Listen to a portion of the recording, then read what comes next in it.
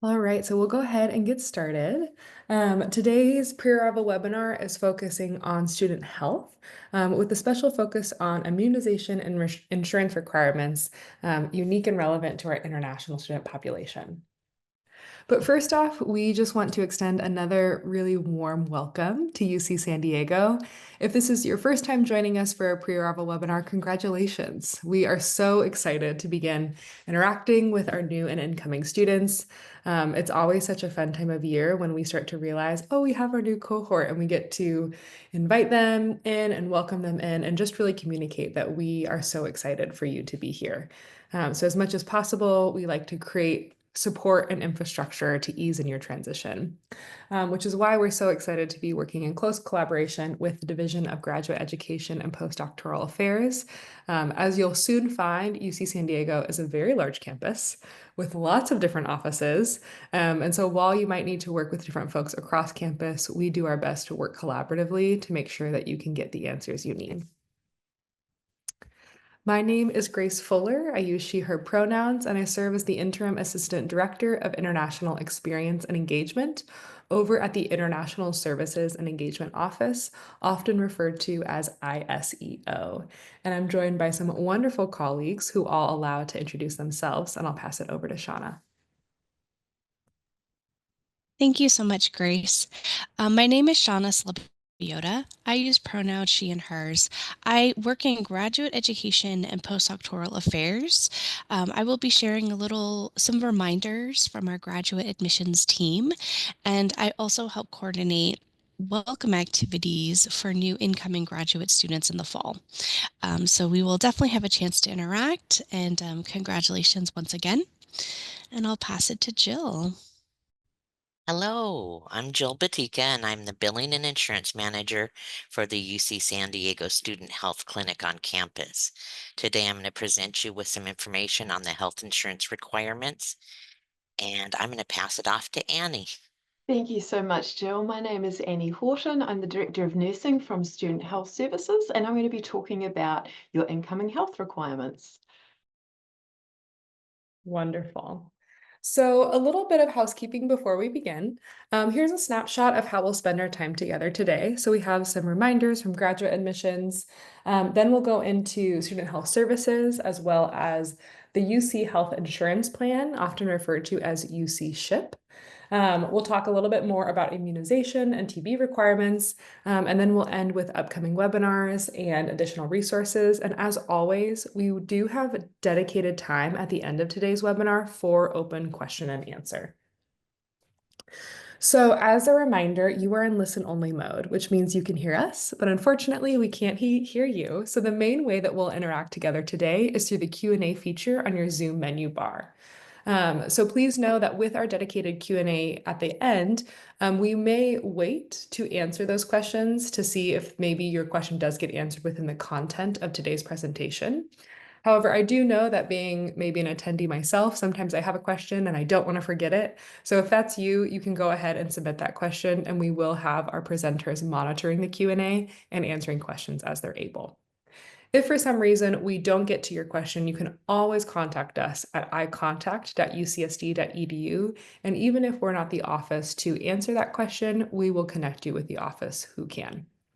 And then finally, we are recording. So you'll be able to access this webinar recording as well as all other previous webinar recordings at inewstudentwebinars.ucsd.edu. So for those of you who maybe this is your first time joining a pre-arrival webinar, rest assured we have recorded every webinar we've done. I think this is only our fourth one. And usually those are posted at our website in about a week's time. So if you don't see a recording there yet, it just means our team is still editing it and posting it. But about a week or so later, you should be able to see those. The last note I'll make is that this is also the place that you can register for upcoming webinars. So this is kind of like a one-stop shop where you can review previous webinars as well as register for future webinars. Okay, and if maybe you've never used the Q&A feature, this is just a snapshot of what it looks like and kind of how you'll use it during today's session. And with that, we have some first steps that we'd like to remind you of, and I'll hand it over to Shauna. Hello, everyone. So you are probably familiar with your graduate application portal by this point. That's where you would have gone to see any updates and also the decision on your admission. But this is a really great portal to become familiar with because there will be some things that you might need to take care of that will be listed as to-do items on your application portal, including the statement of legal residence. Now, I do want to note not every program requires the statement of legal residence, which is why it's best for you to go to your portal because that is personalized for you. And if it's listed as a to-do item, please take care of that. Thank you, Grace. I'm also going to show a snapshot of the portal in just a moment, so we can take a look at it.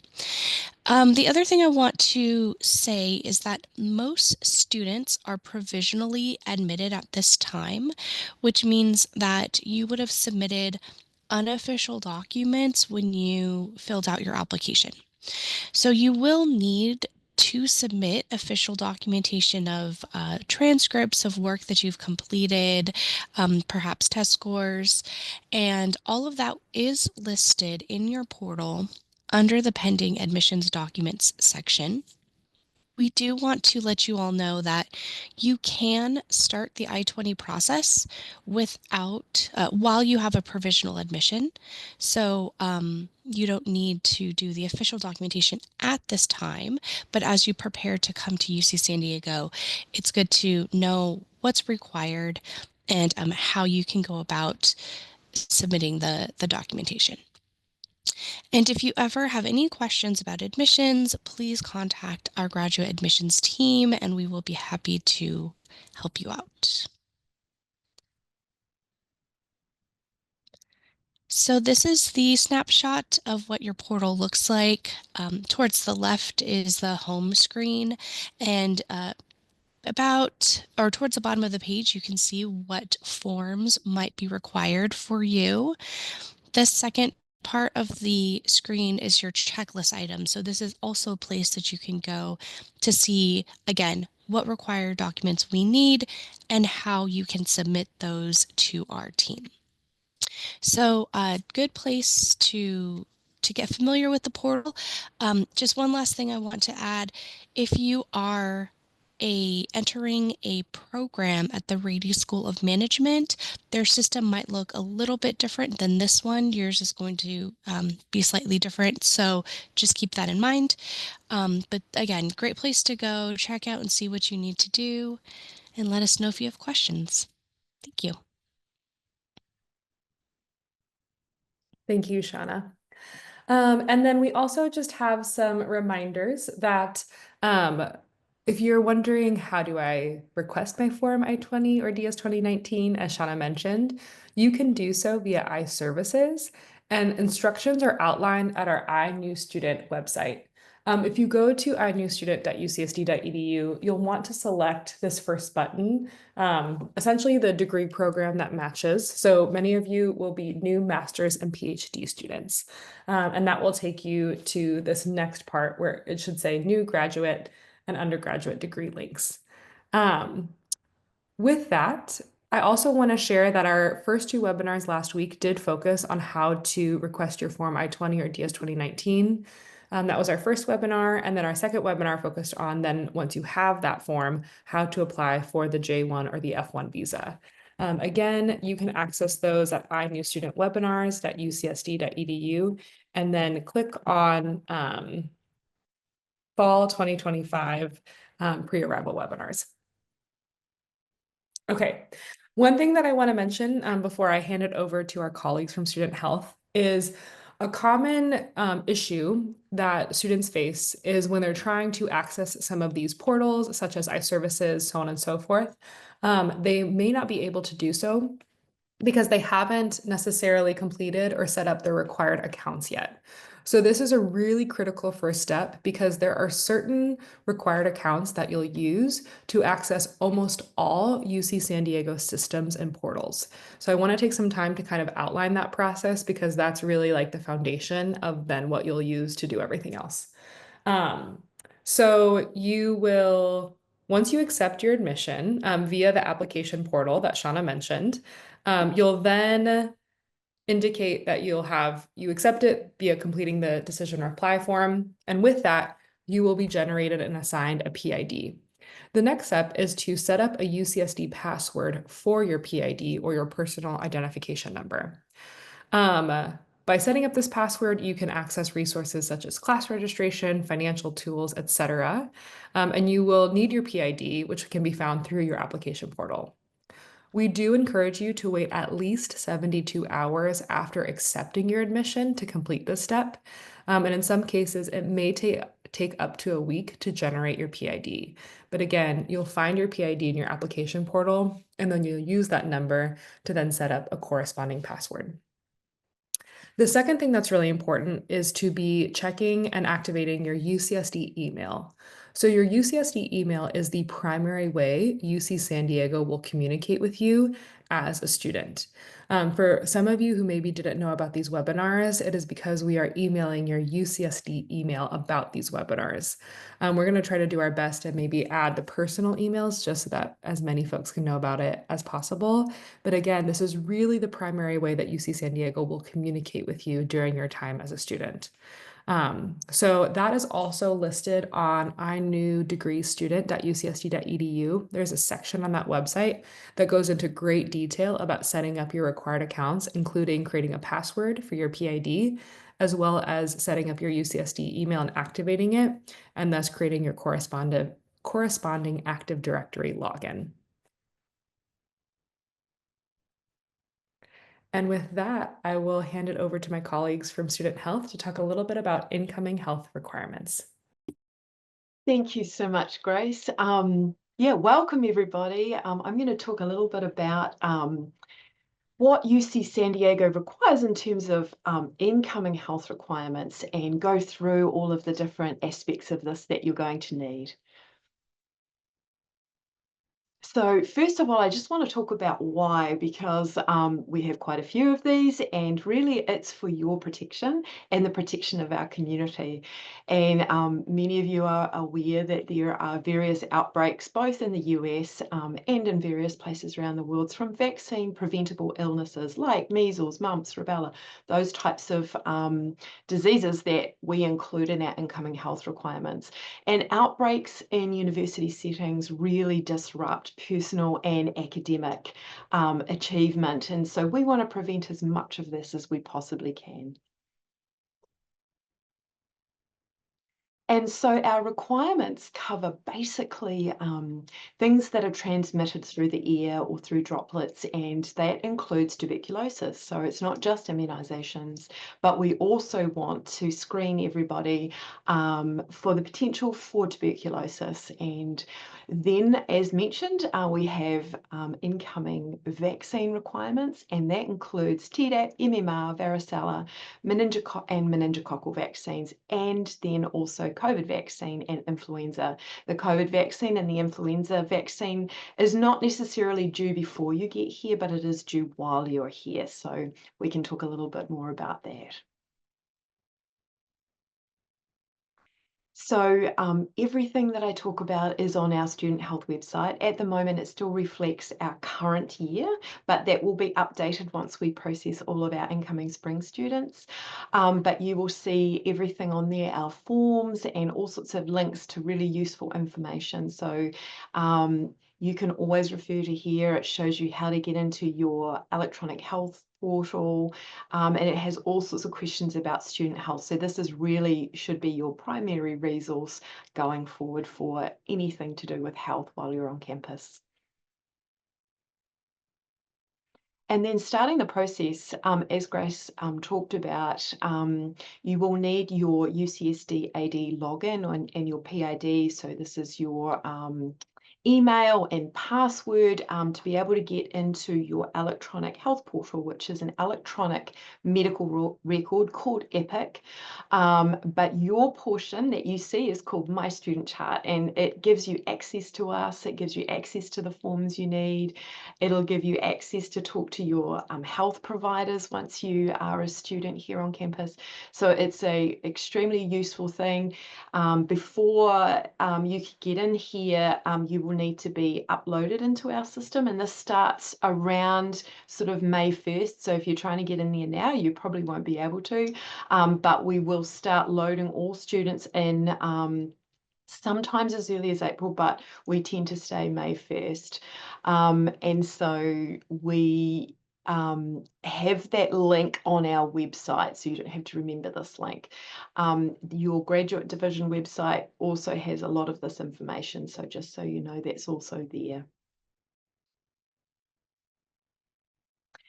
And so within My Student Chart, you can navigate to all of the incoming health requirements by going to the menu and then immunization and screening. That is basically where you need to go for this pre-arrival information that we require from you. And then if we could just go back one. Yes, so when you go in here, this is what you'll see. You'll see your TB screening, and then you'll see your immunization history screening. And when you enter this for TB screening, you'll be provided with some questions. And for the immunization history screening, you'll be provided with some open boxes to put dates and upload information. And so for your immunization requirements, you're going to want to obtain your vaccine records from wherever they are currently housed. Sometimes you'll have them at home. Good idea to check with your families. It could be that that you need to request them from a health provider or from a school that you've been to. And so this, you can use our form that you'll find on our website to help guide you or your health providers as to exactly what is needed. And it's really helpful because if there are gaps there, that your healthcare providers will be able to assist you to fill in those gaps. It might be that you need a blood test to see that you've got immunity because you don't have dates for example, your chickenpox vaccine. So it's very helpful to do that. So the deadline for immunization requirements and for all these requirements is July 14th. However, we do provide you a little additional time to get anything that's missing during the first part of the fall quarter. Academic holds are placed, but they are placed November 1st. So we want you to get as much in as you possibly can before July 14th, by July 14th, because it requires a lot of our nursing staff to go through your records and support you and let you know what you might be missing, what you might need, and how to go about getting that. So as much of this information on your immunizations, please get in before July 14th.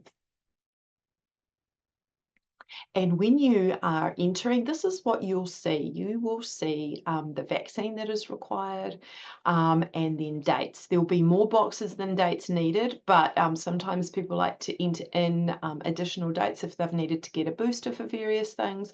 If you hover over those I buttons, it will give you more information about the requirements.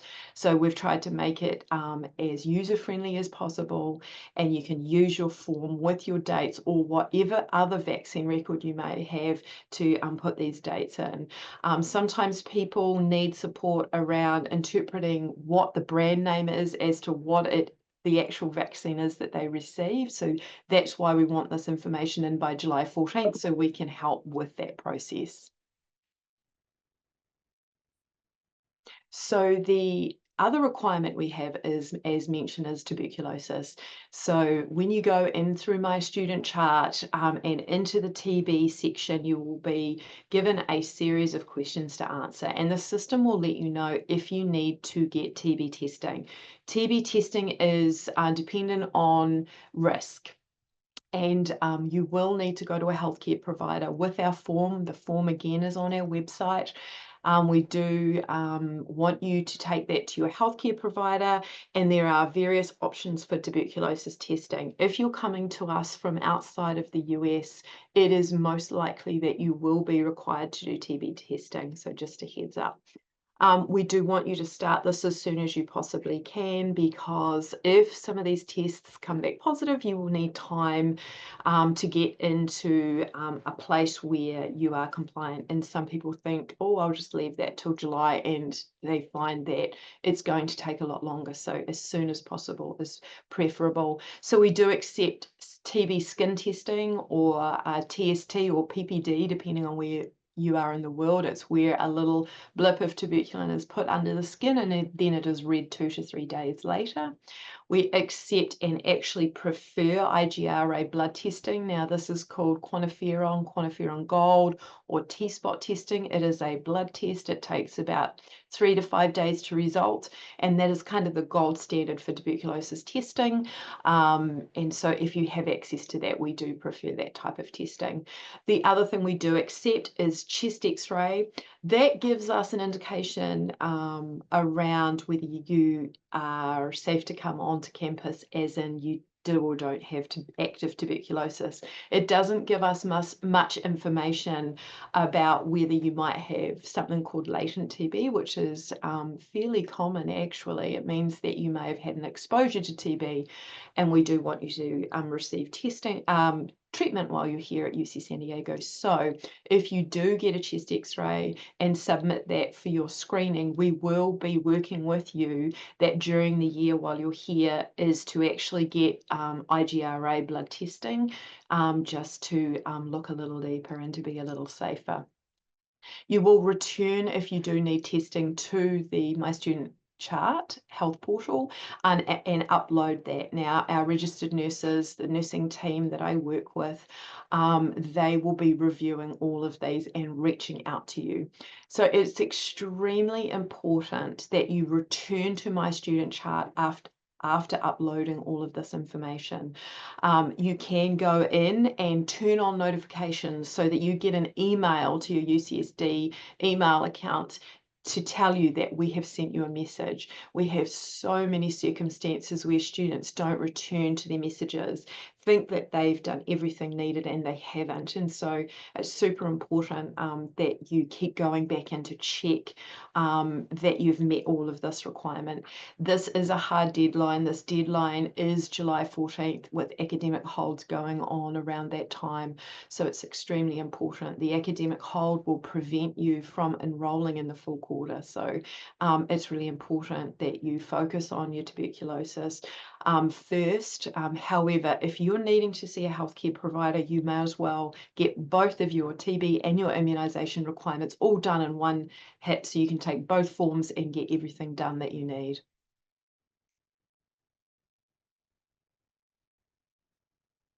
And just want to talk to you about where to get help. So we have lots of options, and we are definitely here to help you.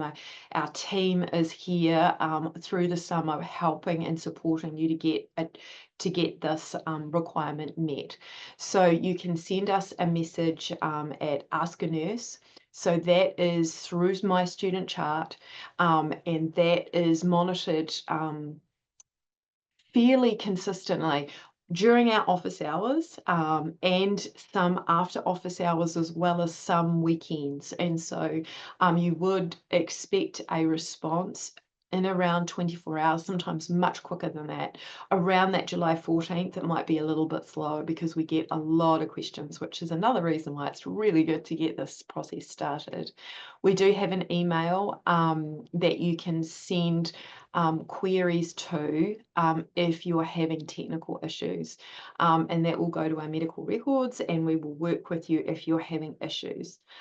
We do have the student health website, which has a lots and lots of information on there, as well as the graduate division website. And again, just please go back and check your messages in My Student Chart, just to see if we've communicated with you. And I believe that is it. So we look forward to receiving your submissions. Please reach out to us if you have any questions, and good luck with all of that. And we're here if you need us.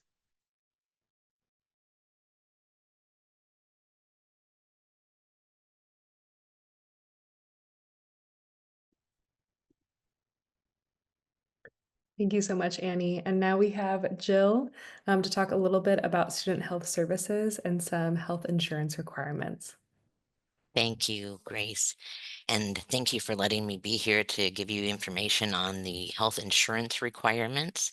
Not always super fun stuff to discuss, but I hope I give you good, valuable information so you don't find yourself in a financial burden because of medical costs. So, what is SHIP? You are coming to the University of California, so that's what that UC acronym stands for. And the SHIP program is Student Health Insurance Plan. That's the acronym for our health insurance. One of the non-academic requirements of registration for the University of California is that all students have comprehensive health insurance coverage. We want to make sure that you're safe while you're attending our campus, and we want to keep our campus safe. The Student Health Insurance Plan was instituted in 2011 under Anthem Blue Cross, which is an American health insurance company. And again, that is to protect you and our campus. We offer medical, pharmaceutical coverage, dental, vision, mental health, and substance abuse disorder coverage. You can visit any of the University of California campuses throughout the state of California and receive the same benefits. We have 10 campuses in California, and 9 of those campuses participate in the Student Health Insurance Plan. The Student Health Insurance Plan also covers you globally. So if you are planning to take a trip or do a seminar abroad, or you're going back to your home country, while you're there, you are covered by our insurance plan. It will cost you approximately $2,000 per quarter next school year. And if you look at that on an annualized basis, that runs about $500 per month for all of the benefits that we're going to talk about today. That QR code will take you directly to our insurance information, and you can find out more information than what I'm providing here today. So I wanted to tell you about our waiver. Because you have this health insurance requirement, if you have your own insurance that is US based and it meets our waiver criteria, which is found on our website, you may waive the insurance requirement, which means avoiding paying for that health fee on your student registration. So you would go to the Triton link anytime between May 12th, 2025 through September 14th, 2025. And you're going to want to click on financial tools, and you will go to the health fee waiver. It'll take you right to an application where you're going to fill out about 5 minutes worth of answers. And this is all based on the insurance that you have. You have to provide a copy of your insurance. And as an international student, you will have to have global repatriation and coverage for medical evacuation to meet the requirements. So if you do plan on doing that, please take a look at our waiver website so you can find out more information and be well prepared to fill out that application and be approved. All of our correspondence does go through your UCSD email. So it's very important that you do pay attention to your email and read through those emails that we send out.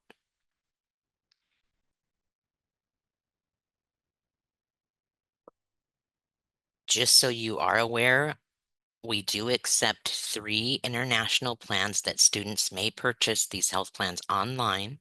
They are centered out of the United States, but they will cover you internationally as well. And we will accept them for the waiver process.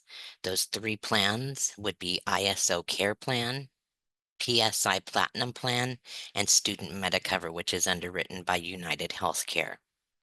So please take a look at those websites if that is something you plan to do.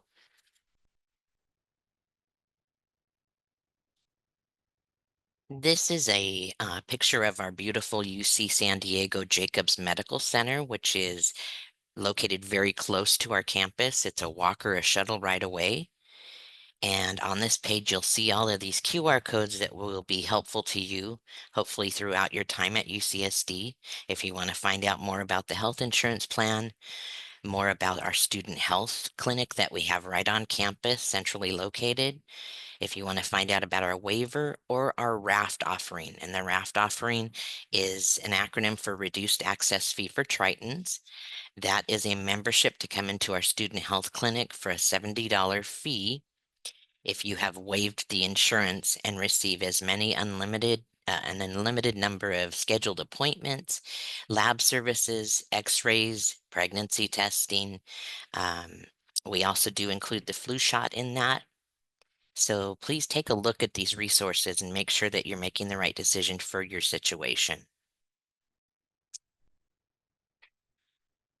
So let's go over the benefits of this UC student health insurance plan so you know what to select and find out what's appropriate for your care level. For student health insurance participants, the student health clinic on campus is your primary care physician home. You always want to start your care at our clinic, which is right in the middle of campus, right down from the Geisel Library on our famous library walk, across from our Price Center eatery, where you would go to have a meal. So you can find that wooden building right on Library Walk. And if you need care, you want to give us a call, you can schedule through My Student Chart, or you can walk in and have services rendered.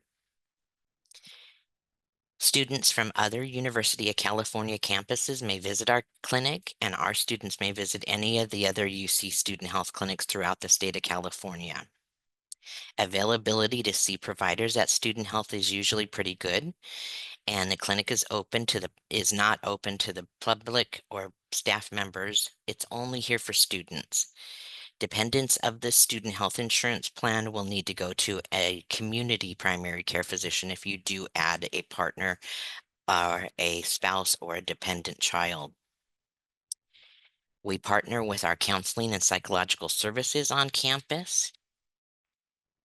They provide mental health and psychological services and can write you referrals to off-campus psychiatrists and psychologists.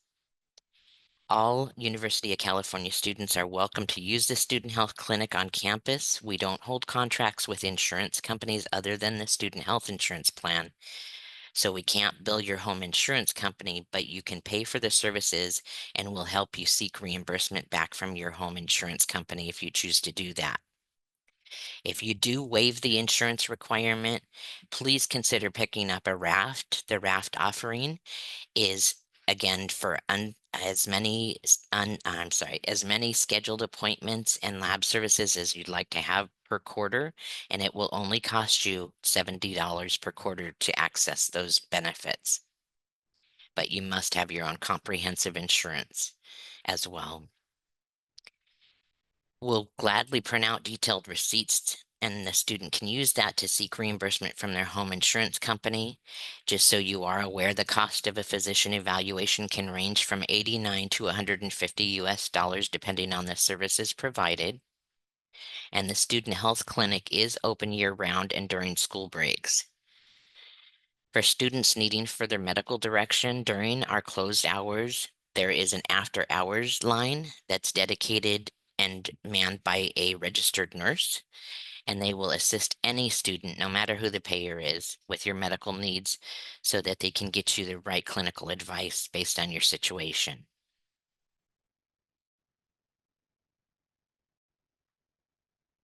And the next slide will show you a picture of our beautiful student health clinic on campus. This is what it looks like currently. We are building a new one and we plan to be over there in July of 2026, but this is where we currently reside and we're here again all year round. And again, for those students that stay on the health insurance plan through the registration process, this is your home for any physician care that you need.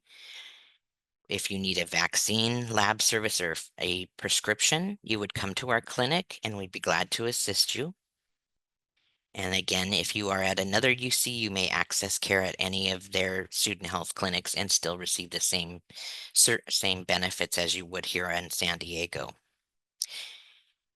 Our CAPS services, our counseling and psychological services are all over our campus. There's about 26 different locations, and we'll assist you with contacting them if you need help to get an appointment with them so you can see someone that can help you with your mental health needs.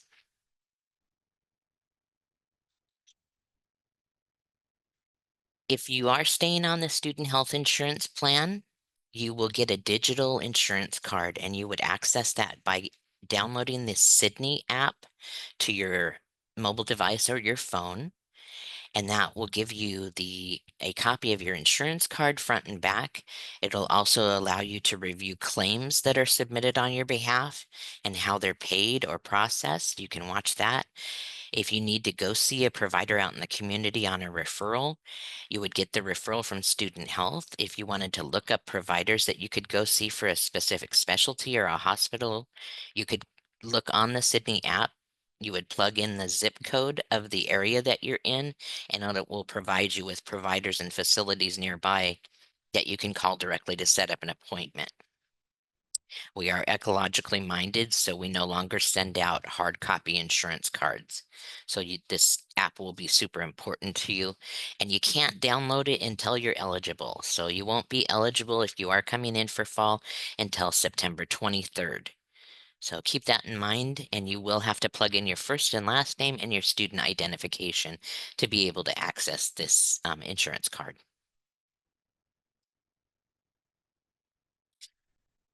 Under the student health insurance plan, there are 3 tiers of medical coverage that every student receives as being a member of this plan.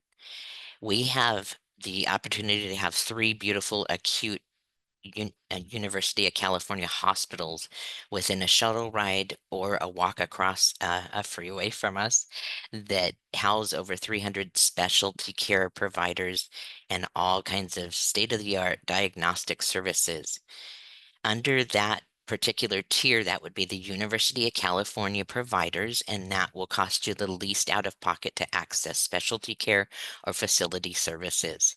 Under that tier of benefits, you receive 90% coverage, you pay 10% coinsurance, and there is no deductible. And a deductible is what is paid before the insurance starts paying for you. Under the second tier of benefits, if you get a referral from the student health clinic and you want to go see a provider in the Anthem network, that means that they are contracted with Anthem Blue Cross, but they aren't part of the University of California network. You still receive benefits at 80%, but there is a $500 deductible that comes into play. You pay the first $500 of the bills, and then they're covered at 80% thereafter, but still leaving you with a 20% coinsurance. The third tier of benefits, if you receive a referral from our student health clinic and you want to go see a specialist that is considered out of network, that means that they aren't part of the University of California and they are not contracted with the Anthem Blue Cross, then that is considered out of network, and those services cost a lot out of pocket to go see a provider. So please take your time in picking who you want to go see so that it's affordable to you and that it is the right resource for you. The out-of-network benefits are covered at 60% after a $1,000 deductible is met. So again, you pay the first $1,000 of the bills and then 40% coinsurance after that. Most providers that are out of network don't hold a contract with insurance companies, so they might expect you to pay up front and then seek reimbursement on the back end. We can help you with that if you do choose to do that, but certainly tap into the 2 resources at UC San Diego or through Anthem Blue Cross so you can save some out-of-pocket expense. Under this plan, you also receive dental benefits, and they go through Delta Dental PPO, and that is a insurance plan in the state of California that provides limited coverage, but they will pay for some curative services. Curative meaning not elective. It's not going to pay for teeth whitening or braces or orthodontia. It will pay for services like x-rays and cleaning of your teeth, fillings for cavities, and root canals or tooth extractions. We have a lot of students that come and they want to have their wisdom teeth removed, and this plan will pay up to $1,000 of those services. You would be responsible for anything that exceeds that $1,000 limit. So it is a limited plan, but it will pay for some services, and I strongly encourage you to at least have x-rays and cleaning done at least once a year, if not twice. so you can keep your teeth in good working order. If you do have questions about who you should go see, we have provided the toll-free number there and also the website that you can take a look at and see what services are covered and get some names of dentists that you might want to go see. We don't have any dental care on campus, so you would have to go into the community to access these services. Referrals are not necessary for dental care. As well as dental, under this plan, you also receive a limited amount of coverage for vision. And we have an optical center that has retail glasses and contact lenses that we sell here on campus in our student health center. You can come here or you can go into the community and at least receive one routine eye exam per benefit year.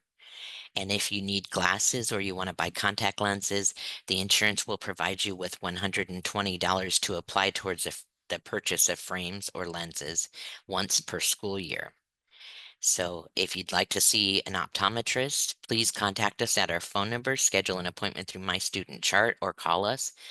And if you want to find out more about the benefits of the vision coverage, you can contact that toll-free number, or you can contact us here at Student Health Insurance, and we'll be glad to help you as well. This is direct access, so it does not require a prior referral either. So you can come here, or you can go out into the community.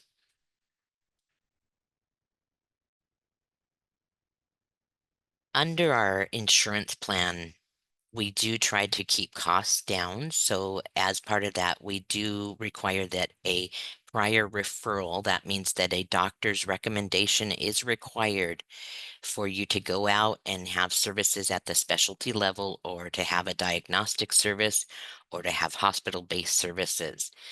In order to do that, you would see one of our providers and they would write you a referral based on their recommendation. Or you could contact us at our phone number provided there. If you're out of the area and you need to see a doctor, please call us first, because we do not provide retroactive referrals. Once you've gone, that bill is very hard to take care of if you don't have a prior referral, and it's very expensive to access healthcare in the United States. So please follow the rules of the plan in order to maximize your benefits.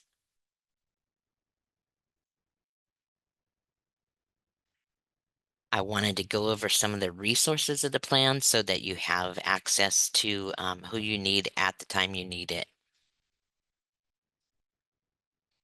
This is our contact listing and a good reference for you to have if you need any care or billing assistance. We don't see students in person here at our student health clinic for insurance, but we will be glad to help you electronically, telephonically, or on our Zoom that we offer 3 times a week. The Zoom is from 11 a.m. to 12 p.m., and that is Pacific Standard Time. So if you contact through our Zoom, one of our coordinators will be sitting there and you can have a face-to-face conversation and get the answers to your questions. We have providers on this listing from our insurance through to our UCSD financial clearance, which is a company that can give you estimates on how much care costs if you have to go to the specialty level or you need hospital-based services. Also in the state of California, we don't have Medicaid, but we have what we call Medi-Cal, and some of the students have that as their insurance. So we will assist you with finding providers or figuring out if you should have the SHIP plan or you should be on a Medi-Cal product.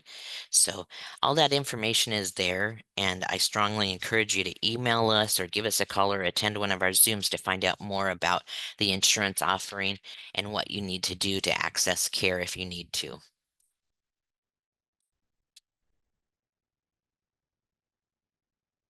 And I thank you for your time today, and I hope I answered your questions. I will be looking at the Q&A, and I know this is confusing stuff, so we are here for you. And again, we're here year-round, and we'll be glad to answer any of your questions prior to you coming to the United States or when you do get here. Our email is provided, our website, and our phone number. So please contact us with any questions that you might have. Thank you, Jill and Annie, for being such wonderful resources. Yeah, just so much good knowledge and information shared today. Before we get to our dedicated question and answer time, I do want to highlight a few resources that you can already use to get engaged with our UC San Diego community and start to engage with our student life as well. The first is our welcome guide. So we've put together this welcome guide to really break down the process in kind of a step-by-step format with helpful checklists. So it kind of has a checklist for before you even start to take classes, as well as what you need to do preparing for arrival, in addition to what to do upon arrival. So you can access the welcome guide through the link on the screen or in the chat, and I highly encourage you to take a peek and use that as a checklist. The next guide I want to feature is our Surf Check guide. So our Surf Check guide was actually created for students by students, and it covers all of the frequently asked questions that students had as they transition to their life in the US and specifically at UC San Diego. So that can be everything from how do I arrange transportation from the airport to campus, to how do I set up a phone account? How do I set up a bank account? All of those good questions. So again, this is populated by our student workers who had these very same questions themselves and navigated this process. So you can go ahead and check out the Surf Check guide. It's also hyperlinked where you can go to different sections, and I'll go ahead and put that link in the chat as well. I also want to highlight our Grad Pals peer mentorship program. So if you are an incoming graduate student, which I think you all are, we have a Grad Pals peer mentorship program where you would actually get matched with a current international graduate student at UC San Diego to support you in your transition. Folks have said that this peer mentorship program is one of the most helpful things that they had when transitioning to UC San Diego. You're most commonly matched within your same department. And so having someone where you could ask questions on how to best navigate the department, the questions can be academic, but also more so non-academic, to really get an understanding of what support is available to you and what resources might be relevant to you as an international incoming student. And so I'll go ahead, you can scan the QR code on the screen, and I'll also put the link in the chat. So if you're curious about some of our other signature programs, please go ahead and check out iprograms.ucsd.edu. These are all of our signature programs that we offer throughout the academic year. So for example, on a monthly basis, we will have Global Coffee Hour, where we invite our community to come over for some coffee and pastries. We had one yesterday morning, and it was delightful to see all the students. Game night happens monthly, crafting event happens monthly, ISAC or International Student Advisory Council is also monthly. And then we also have some of these other programs. So for example, English in Action, sometimes referred to as EIA, is an English conversation program where students can sign up to practice their conversational English with native speakers to meet weekly throughout the academic year. Triton Trekkers is our collaboration with Outback Adventures, where we set up trips to discover our beautiful backyard of UC San Diego. So you might go hiking or surfing or kayaking or rock climbing, and really get to enjoy your new home away from home. And then finally, our iEvents calendar is a live calendar populated by our office of upcoming events, as well as other offices on campus and student orgs, where either the focus of the event has a global focus or it's targeting an international audience. So a lot of students will bookmark this page, and when they want to see like what's happening on campus, what's coming up this weekend, they'll go to iEvents to see some upcoming events to go to. And if you are curious about getting an insight into what student life at UC San Diego looks like, I highly recommend that you check out our Instagram page. So this is a really great snapshot into student life at UC San Diego, but more specifically, student life as an international student. And now that we are in our pre-arrival season, where we are getting to interact with our incoming students, we will likely do a Instagram giveaway soon, specifically targeting our incoming students. So go ahead and give us a follow on Instagram. This is a common social media platform that many American students use, and that's very common at UC San Diego as well. And we're looking forward to interacting with you there. Okay, so some additional resources. I want to go over some important deadlines and reminders. So there are two things that you can start doing right now. So one, you can begin requesting your visa documents via iServices. So again, that's iservices.ucsd.edu, and that is where you would request your form I-20 for the F1 visa or DS 2019 for the J1 visa. If you missed our webinar last week, First Steps, that really goes into great detail about how to request the Form I-20 DS 2019, what a complete and accurate application looks like. The reason I highlight that is because one of the most common issues and why application is considered incomplete is for funding requirements, for example. So go ahead and watch that webinar because it goes into more detail about, again, the specificity of a complete and accurate application. Then we had another webinar about once you have your Form I-20 or DS 2019, the process to actually apply for the F1 or the J1 visa. Something else that you can start doing now is actually applying for on-campus housing. So you can go ahead. We actually had a webinar earlier this week that talked about graduate student housing options, including on-campus housing, off-campus housing, and additional housing resources. So again, that should be up on our website, I would say by maybe next Tuesday or Wednesday, where you can watch that website. But if you're interested, you can also go to Housing, Dining, and Hospitality, or HDH's website, to learn more about applying for on-campus housing. Please do note that around mid-May is when HDH starts to send out their housing contracts, but depending on your requested move-in date, offers are made 60 days prior. So again, they went into more detail at our housing webinar, but just know that in mid-May is the earliest they start sending out their housing contracts, but they only send out housing contracts 60 days prior to the requested move-in date that you put on your application. As Annie talked about, July is the deadline to submit health immunization requirements and complete certain training, so July 14th. If you're wanting to have a website to refer back to, studenthealth.ucsd.edu is a great place to do so. And then in September is when a lot of exciting things take place. So this is typically when we welcome you to campus, it's move-in, it's check-in, and it's also when new international student orientation takes place. So if you're interested in getting a sneak peek about that, you can head to iorientation.ucsd.edu. Okay, and some upcoming pre-arrival webinars. So later next week, we'll talk about graduate student funding. So if you're curious what options might be available to you to fund your graduate program, please join us next Tuesday at 8:30 a.m. Pacific Standard Time. Then next Thursday, we'll chat more about English language requirements for instructional assistants. So if you are interested in teaching on campus as a way to fund your program or partially fund your program, there are certain English requirements to do so. And we'll go into great detail about that process at that webinar. March 25th, we'll focus on student life and getting involved on campus as an international graduate student. In April, we'll talk about finances and student accounts. April 17th, we'll talk about transferring your student record, although that might have been moved to May. And then April 24th, we'll talk about campus safety. So as a reminder, all webinars will be recorded and posted at inewstudentwebinars.ucsd.edu. You will click on Fall 2025 Pre-Arrival Webinars. Upcoming webinars will be featured at the top, and then you might need to scroll down to the bottom of the drawer to access previous webinar recordings.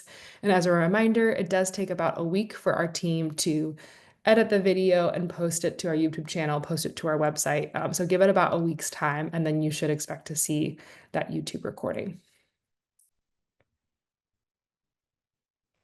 Finally, we do have a pre-arrival webinar survey. So we conduct this survey to get a better sense of what is helpful for you. So what topics do you want to learn more about?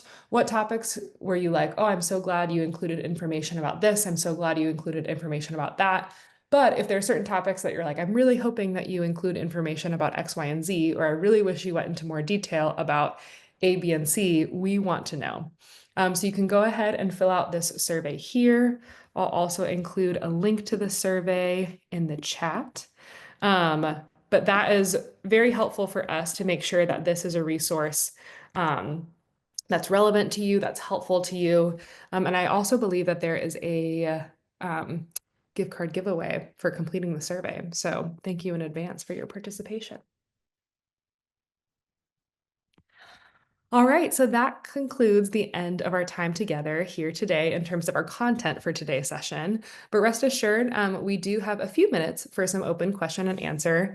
I do want to thank you to my co-presenters who have already been busy answering a lot of those questions that have come through the Q&A. And because some of those questions have already been answered, well, two things. One, if you do have one last burning question, please go ahead and submit that now because we do only have a few more minutes. So we do want to make sure we can answer it. Don't wait anymore, submit it. And while maybe you're typing, I'll hand it over to my co-presenters that depending on any questions that have come through the Q&A, is there anything that you would like to maybe verbally highlight for the benefit of the group? Yeah, Grace, just again, this is Jill from the insurance, and I just wanted to make sure that you're making the right decision for your health insurance requirements. You will be automatically charged as part of your registration. So please take into consideration if you are planning to waive out of our health insurance requirement, that you do your research and you file your waiver timely. Again, that waiver can be found on the Triton link, and that's where you find your student account. You would file a health fee waiver between the timeframes of May 12th, 2025 through September 14th, 2025. And again, we are here to answer any questions that you might have in trying to make those decisions. And yes, we just had somebody ask around having documents in English for health requirements. And yes, please, that would be great. It doesn't have to be officially translated, but it does need to be understood by the staff that you're submitting to. And if we have additional questions, we will reach out to you if there are any confusing pieces. And again, just if you've got any questions about immunizations or TB, to send us a question through Ask a Nurse, and we will help you as much as we can.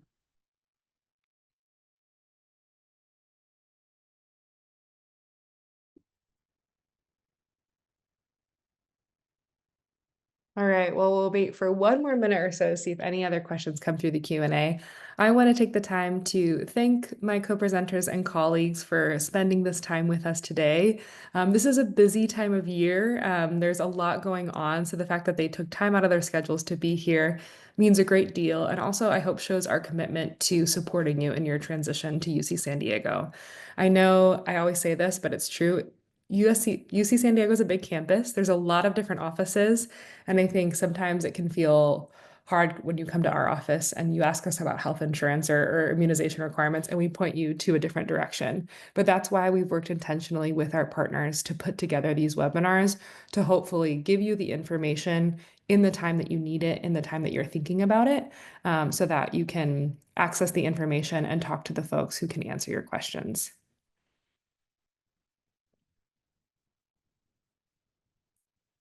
All right, so I do see, yes, of course. For those of you who thank us, that is so kind, and truly it does mean a great deal. So just know we appreciate you and you make our day. For some questions regarding housing, it can be difficult to know, right? Of knowing that the waitlist time is a few months. So again, housing offers are made 60 days in advance for on-campus housing. So you should find out 2 months before if you have been offered a housing move-in for on-campus housing. So you'll know 60 days prior. I would say it's always a good idea to check out all of your options, just as Shauna mentioned, just to know what's available to you. And to be thorough, let's say if off-campus housing is your first choice, if for some reason you don't get on-campus housing, maybe have a few spots that you're going to learn about and pivot to should you need to go off campus. And so maybe have already done some research. I will say that at our graduate student housing webinar, we even have certain companies that specialize working with international students. So for example, they may not require credit scores because many international students don't have a social security number yet to have a credit score. And so some of these companies were started by former international students themselves to assist in this process. So I'm going to go ahead. One, I highly recommend that you watch that webinar from earlier this week. It should be again up on our website next week. And then I'll put our housing webpage in the chat. And then I'll also put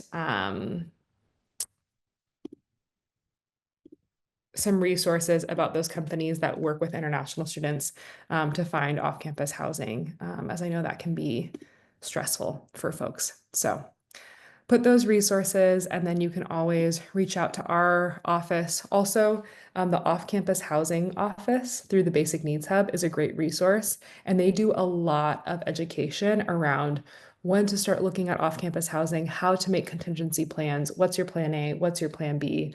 So I highly recommend reaching out to them. Yes, our team is still working on the housing webinar because that just happened 2 days ago. So we do need about a week's time to work on it. But in terms of some of our previous pre-arrival webinars, I will put this in the chat, and then we're going to close out for today. So here we go. Here is our pre-arrival webinar about getting set up. So requesting your Form I-20 and DS 2019 and what a complete and accurate application looks like. So that is the first pre-arrival webinar we did. This second pre-arrival webinar goes into applying for your US visa. So once you have your Form I-20 or DS 2019, this is how you would apply for your US visa using that form. And actually, lucky for you all, our videographer has finished editing our graduate student housing webinar. So huzzah. Here is the YouTube link for our graduate student housing webinar. So that should be uploaded to our website here shortly. But in case you missed it, there's that website in the chat so that you can access that.